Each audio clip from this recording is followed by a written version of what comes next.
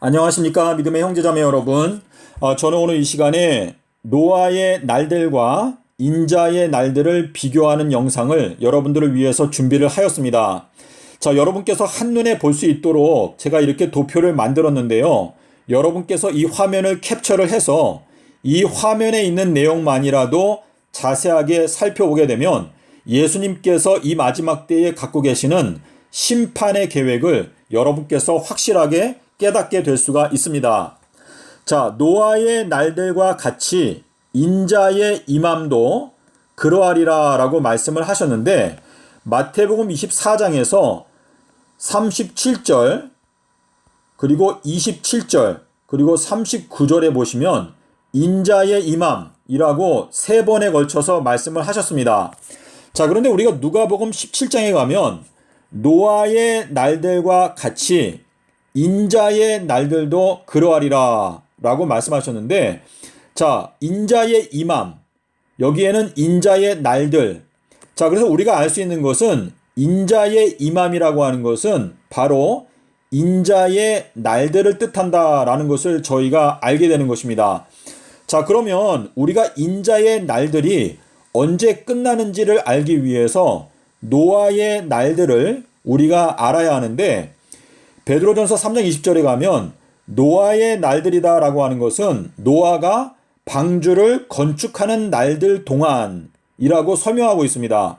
자, 그래서 이 노아의 날들이라고 하는 것은 노아가 방주를 건축하는 날들이라는 것을 저희가 알 수 있는데, 방주가 건축이 끝났을 때 노아는 방주에 들어갔고 방주의 문이 닫히고 그리고 나서 7일 뒤에 홍수가 왔습니다.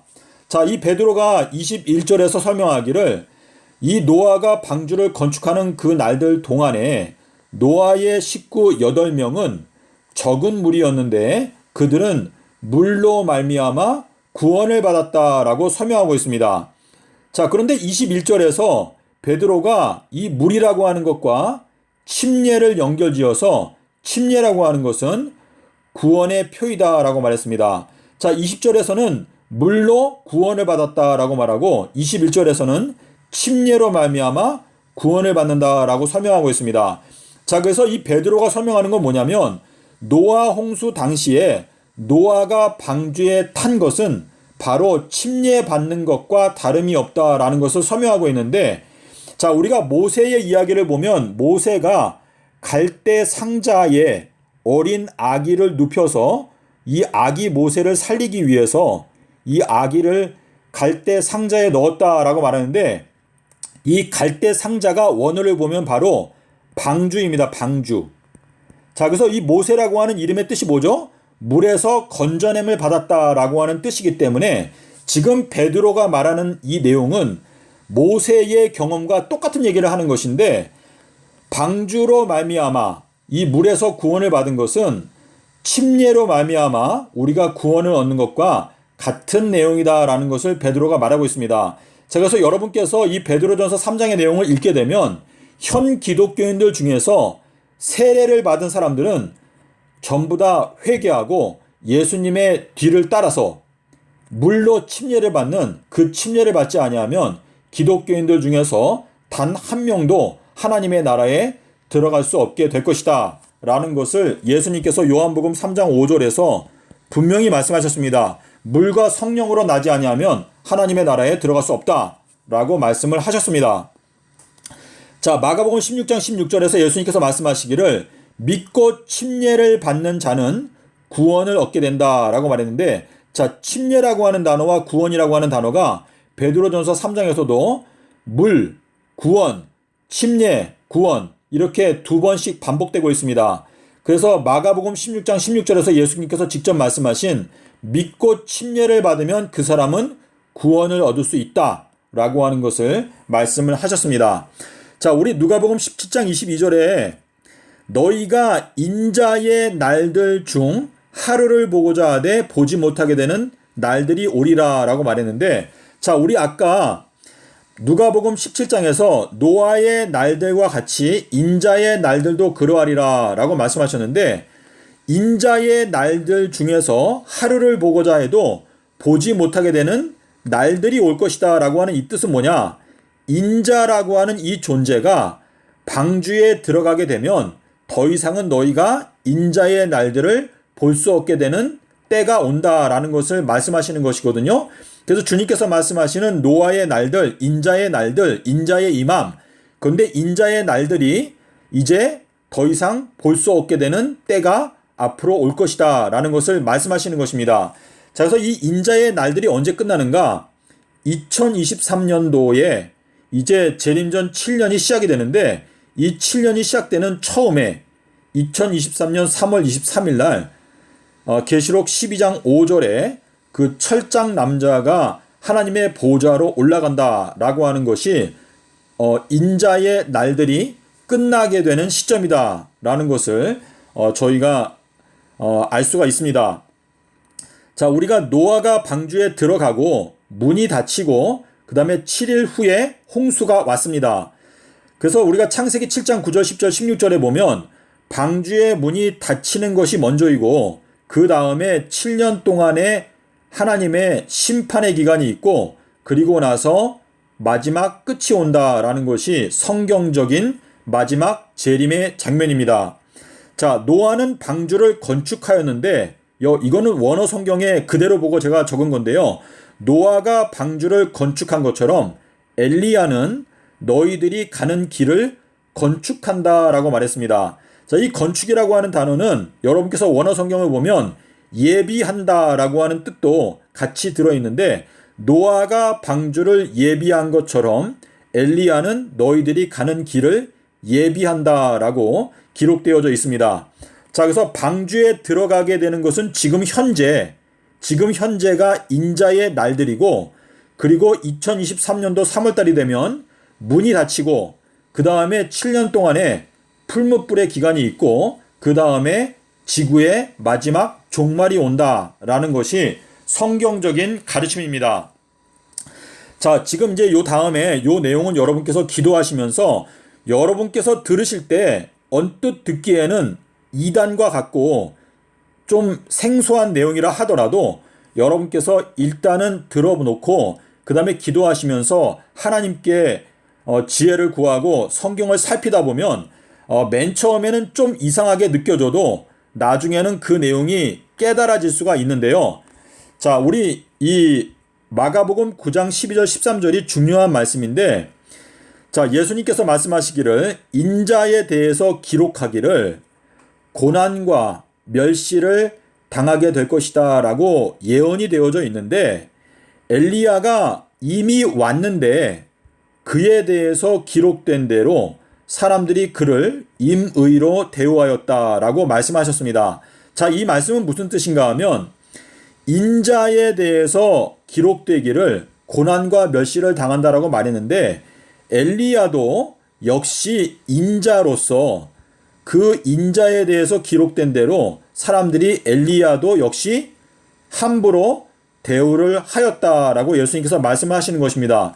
자, 그래서 지금 엘리야가 바로 인자에 해당된다라는 것을 지금 주님께서 말씀을 하시는 건데요. 자, 여러분께서 인자라고 하는 것은 사람의 씨앗이라고 하는 뜻이고 인자와 반대가 되는 것은 멸망의 아들이라고 하는 단어인데요. 여러분께서 요한복음 17장 12절에 보면 예수님께서 기도하실 때 가룟 유다에 대해서 말씀을 하시면서 가룟 유다는 멸망의 아들이 되었다라고 기도하실 때 말씀을 하셨습니다. 제가 지금 요한복음 17장 제가 성경 구절을 확인하고 있는데요. 예. 여기 멸망의 아들이고 인자. 자, 인자가 있는데 자, 성경에는 인자들도 있습니다. 인자들. 그래서 구원 얻게 되는 사람들은 인자들인데요. 자, 인자들의 반대가 되는 거는 이제 짐승들이거죠. 짐승들. 우리가 예레미야서 31장에 보면은 이제 사람의 씨와 짐승의 씨가 나오는데 인자들이라고 하는 표현은 마가복음 3장 12절 그리고 에베소서 3장 5절에 보면 여러분께서 원어 성경을 보면 여기에 사람의 아들들이라고 나옵니다. 자, 그래서 주님께서 지금 이제 엘리야 같은 경우에는 주님께서 이제 엘리야가 한 사람이니까 인자로 이렇게 표현을 하신 건데 자, 마태복음 17장에 보면 예수님께서 말씀하시기를 엘리야가 와서 모든 것을 회복하게 될 것이다 라고 말했습니다. 자, 예수님께서 승천하실 때 사도행전 1장 6절에 보면 제자들이 예수님께 물어보기를 주님이시여 하나님의 나라를 회복하시는 게 지금입니까? 자, 회복하는 게 지금이냐라고 물어봤을 때 예수님께서 때들과 시기들에 가는 것은 아버지의 권한에 두셨다라고 말했는데 주님께서 엘리야가 이제 앞으로 올 건데 엘리야가 오게 되면 그가 모든 것을 회복하게 될 것이다 라고 말했습니다. 자, 우리 계시록 21장에 가면은 새 하늘과 새 땅을 보니 처음 하늘과 처음 땅이 없어졌다. 자, 처음 하늘과 처음 땅이 없어지고 새 하늘과 새 땅이 있다. 다시 말해서 모든 것이 이제 회복이 되었다라고 하는 의미인데요. 주님께서 말씀하시기를 엘리야가 와서 이제 앞으로 모든 것을 회복하게 될 것이다 라고 하는 말씀을 하시는 것입니다. 자, 우리 시편 110편 1절에 보면 뭐라고 말했죠? 하나님 아버지께서 예수님께 말씀하시기를 너는 내가 너의 원수들로 너의 발등상이 되게 할 때까지 너는 나의 우편에 앉아 있으라. 자, 그래서 예수님께서는 서기 30년부터 이제 3030년 새 예루살렘이 완성되게 될 때까지는 하나님 보좌 우편에 앉아 계시고 그리고 이 3000년의 기간 동안에는 예수님의 종들이 다시 말해서 천사들이 또는 사자들이 예수님을 수종든다라고 하는 것이 지금 성경적인 가르침이거든요. 자, 지금 제가 여기 조금만 더 설명을 드리겠습니다. 자, 지금 자, 예수님께서 40일 동안 금식하시고 그 다음에 시험을 받으시고 시험이 끝났을 때 천사들이 와서 예수님께 수종을 들었습니다. 자, 이것이 지구 역사 전체를 설명하는 것인데 4000년 동안은 예수님께서 십자가를 지시지 못했기 때문에 하나님의 뜻을 이루기 위해서 금식하신 것이나 다름없다. 사마리아 여인한테 이제 대화를 할 때 제자들이 와서 누가 예수님께 먹을 거 드렸는가? 예수님께서 말씀하시기를 나의 양식은 나를 보내신 아버지의 뜻을 행하는 것이 나의 양식이다. 자, 예수님의 양식은 십자가에서 죽으심으로 말미암아 우리 인간들을 죄에서 구원하는 것이 바로 예수님의 양식이다라고 하는 뜻인데 40일 동안 금식하신 것은 4000년 동안에 주님께서 십자가의 일을 이루지 못하시고 참고 기다린 시간이 이 4000년 기간이 바로 예수님께서 금식하신 기간이고 시험 받으셨다. 이것은 우리와 한결같이 시험을 받으셨으나 죄는 없다라고 하는 것은 예수님께서 성육신 하신 상태에서 이 땅에서 시험을 받으신 기간이고 하늘로 승천하신 다음에는 이제 주님의 종들이 3000년 동안 예수님을 수종든다라고 하는 뜻이 되기 때문에 이 3000년의 기간을 완성하는 것은 하나님의 종들, 하나님의 청지기 라고 하는 그러한 자들이 이제 주님을 섬긴다라고 하는 뜻인데요. 지금 주님께서 십자가의 위에 달려 계실 때 엘리 엘리 라마 사박단이라고 말했을 때 사람들이 저 사람이 엘리야를 부른다 라고 말하면서 엘리야가 와서 몸된 교회를 구원하나 보자 라고 이렇게 영적으로 말을 한 것인데요.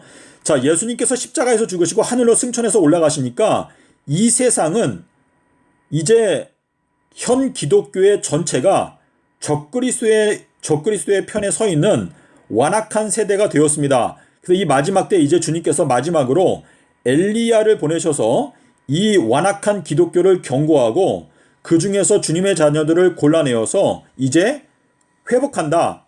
지난 역사 동안에 역사의 폐허 속에 묻혀 있었던 예수님의 십자가의 영광을 다시 회복한다. 무너져버린 하나님의 말씀을 다시 수보한다, 건축한다, 재건한다. 예, 그러한 의미가 되겠습니다.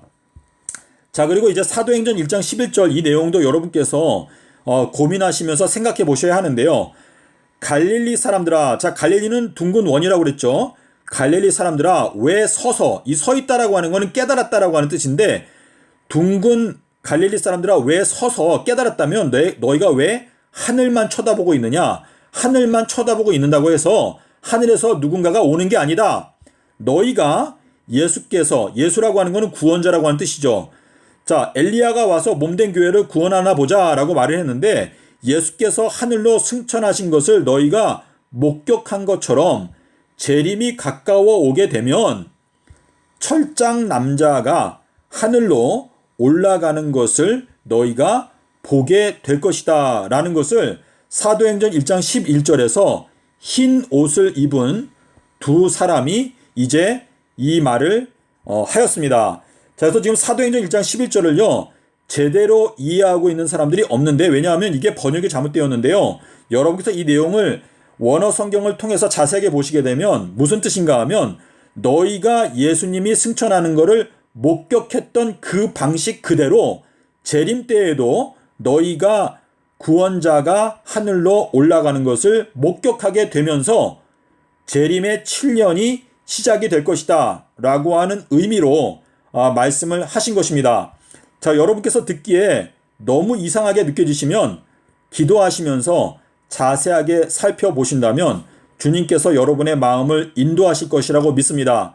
자, 저는 제가 마음 가운데 양심상 믿고 있는 걸 전하는 것이고, 여러분의 마음 가운데 동일한 깨달음을 주시는 것은 성령의 역사이기 때문에 저는 일단 제가 이 말씀을 선포를 하고요.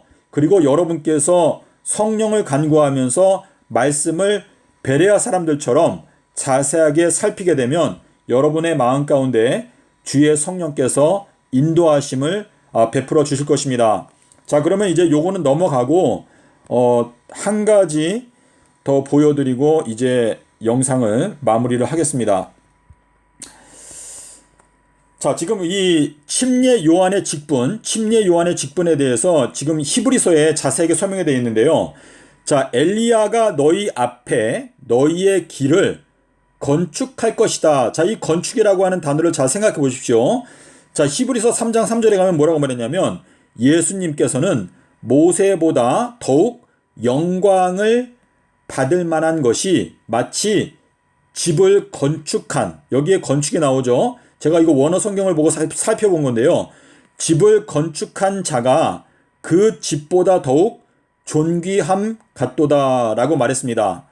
자, 우리 지금 엘리야는 길을 건축한다라고 말했는데, 예수님은 집을 건축하시는 분이신데, 모세보다 예수님께서 더욱 영광을 받으실 만한 그 이유는 마치 집을 건축한 자가 그 집 자체보다 더욱 존귀한 것과 같다라고 말했습니다. 자, 히브리서 5장에 가면 이 존귀라고 하는 건 이거는 대제사장 직분을 말하는 것인데요. 이 대제사장 직분이라고 하는 이 존귀는 아무나 원한다고 해서 스스로 취할 수 있는 게 아니고, 오직 아론과 같이 하나님께서 부르시는 자, 하나님께 부르심을 입는 자가 그 존귀를 얻게 된다라고 하는 것을 말하였습니다. 자, 그래서 여기에 나타나는 이 존귀라고 하는 단어가 히브리서 3장 3절에 집을 건축한 자가 그 집보다 더욱 존귀함과 같다라고 하는 요 단어가 서로 연결되어져서 있습니다. 자, 우리 베드로후서 1장 17절에 보면은요, 변화산 사건에 대해서 베드로가 말을 하면서 지극히 큰 영광 중에, 자, 여기에도 영광이라고 하는 단어가 나오죠. 영광 중에 이러한 소리가 그에게 나기를, 이는 내 사랑하는 아들이요 내 기뻐하는 자라 하실 때에 저가 하나님 아버지께 존귀와 영광을 받으셨느니라 라고 기록하고 있습니다. 자, 그래서 여기에도 존귀와 영광이라고 하는 단어가 나오는데요. 예수님께서 존귀와 영광을 얻으신 시점은 변화산에서 하나님 아버지께서 이는 내 사랑하는 아들이고 내가 기뻐하는 자다라고 하는 말씀을 하실 때 예수님께서 존귀와 영광을 얻으셨다라고 지금 설명하고 있는데, 이 존귀와 영광이라고 하는 단어가 히브리서 5장에서 이 대제사장 직분에 대해서 말할 때 이 존귀는 스스로 취하는 게 아니고 하나님이 불러주시는 자가 얻게 되는 것이다 라고 말을 했는데, 히브리서 3장 3절에서는 예수님이 모세보다 더욱 영광을 받으실 만한 그 이유는 집을 건축한 자가 그 집보다 더욱 존귀함과 같다라고 설명을 하고 있고, 마태복음에서는 예수님께서 말씀하시기를 엘리야가 너희들보다 먼저 와서 너희들의 길을 건축하여 줄 것이다 라고 이렇게 말씀을 하셨습니다. 자, 그래서 우리 제가 아까 말씀드린 내용과 똑같은 내용인데요.